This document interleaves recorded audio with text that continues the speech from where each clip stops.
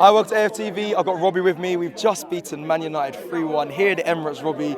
I mean, in the studio, we said, the performance weren't great, but who cares? We got the 3 points. Yeah, I didn't think the performance was that bad. I mean, I thought Man United, I was watching them play and I was like, what's the difference between how they're playing and how Nottingham Forest played when they came in? I'd like to ask people, what was the difference? Because both of them came and played extremely deep, low blocks, right? You know what I mean? And their intention was to bring Arsenal on and catch them on the counter-attack. And that is exactly how United play. I was shocked by how United play. That's not the United of... I know that's how they've been playing, but that's not the United I know. I know a United that's going to come and, they'll be... Obviously, you're away from home. Vieira and Keane days fight and go at it. I bet if I was to see the touches, the person who had the most touches of the ball for them was probably Onana. They'd have the ball and they'd just be sit deep, slow, wait for us to push on, then try and catch us on the counter. That was a tactic. And waiting for the mistake. And listen, it worked on the first goal. We did make a mistake, but I don't think you can win many games, loads of games of football against top teams if that's your tactic, is just to catch teams on the counter-attack. But can we win many games playing like No, that? hold on. We've won the game, right? And I'm saying when you're a team that you attack and you're a top team and you're trying to attack the other team, more time than not, you're going to win, right? Your quality will shine through. I'm saying just, listen, United, I don't care how they play, but I'm just saying, I was looking at it today and I'm thinking you're no different, apart from the fact that you've got more quality than Forest, but your tactics are the same.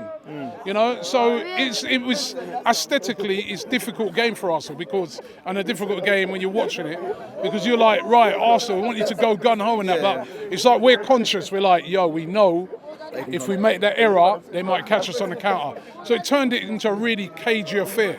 You know what I mean? At many times throughout the game. But listen, we thoroughly deserve to win the game. You know what I mean? Havertz should have scored earlier on in the game. Saka should have scored. We had enough chances. I know they scored first. We got straight back into it. We should have won the game. We didn't win the game. They had that the goal that was offside, which, by the way, I thought was offside immediately. I was sort of side of it. It was tight, Rob. When it was very. Gabriel's literally a hair. I could tell it must be tight because of how long they took over it, right? But I was with Julian, and we were like, so it's miles offside, right? But listen, the goal was offside. But what I liked about Arsenal was the character of the team. They didn't let that get to them, and they went down there, bang, and they've won the game, and we deserve to win it. And Declan Rice today, everybody said it. Unbelievable. Brilliant. You know what I mean? Unbelievable. Remember, I don't know if it was you I said to yesterday, when everyone was losing it on Twitter about Partey being out, I'm like, big blow, but we got Declan Rice who can play there. We've even got Jorginho who can play. It's not like last year where there's no one, right? And we're thinking, oh God, was it El Neni or what are we going to do there? We've got Declan Rice. He did that at West Ham. He was brilliant. So Declan Rice was fantastic today. Him and Martin Odegaard, they ran the midfield. And that's where you're going to win a game like this. And even though, and then the other thing I'd say as well, which other people have mentioned as well, is our bench. Jesus, when he came on, he had man just running up and down like idiot, you know what I mean? Madness. Jesus was brilliant when he come on. Everybody who came off the bench contributed, and we had a very good bench today. Okay, do you still have questions though? In a sense, I'm asking this because of Gabriel Saliba back at centre back. We wanted to see that pairing. I know Rashford did score, but it was good to see them back. Great to see that pairing back. You know what I mean? The balance was good, and when Rasmus Højlund came on and tried to give it the aggressive stuff. And Gabriel said, that's what I do, bro.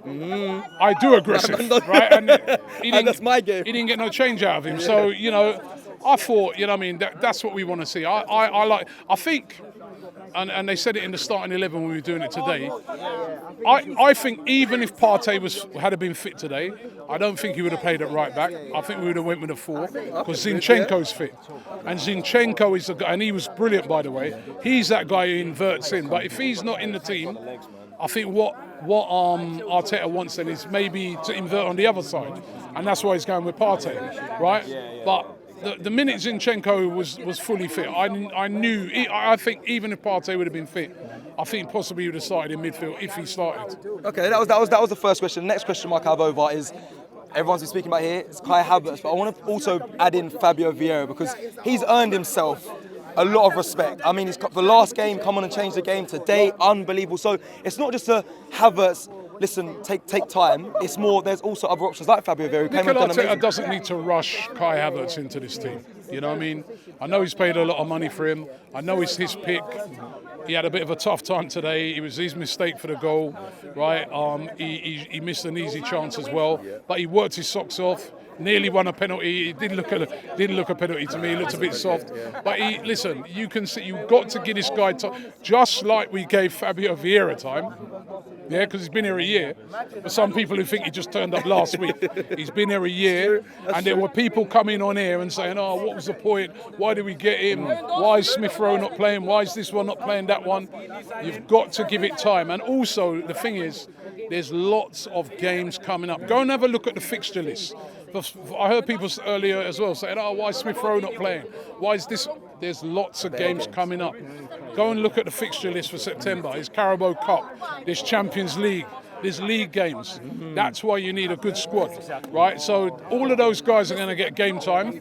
He's trimmed the squad right down. My only thing is I would have liked him to see him bring somebody in at the back, but he's trimmed the squad down for that reason, that he wants an active bench, that any of them players on there, he can say, right, you're in, bang, go and do your thing. Which they did today. So yeah. So, but I think with Havertz, we've got to give Kai Havertz time. You know what I mean? You cannot judge him after 4 games.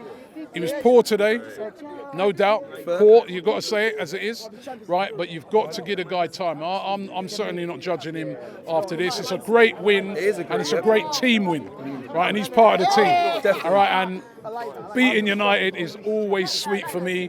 You know what I mean? When I finish doing all the interviews, I'm getting on my phone. I know all the United fans are hiding, right? There was some man whom I saw earlier who kept saying to me, "Yeah, we're going to beat you, right? And remember I told you, about 3 men said to me, remember I told you." Where are they, Robbie? Where are them man now? They're missing.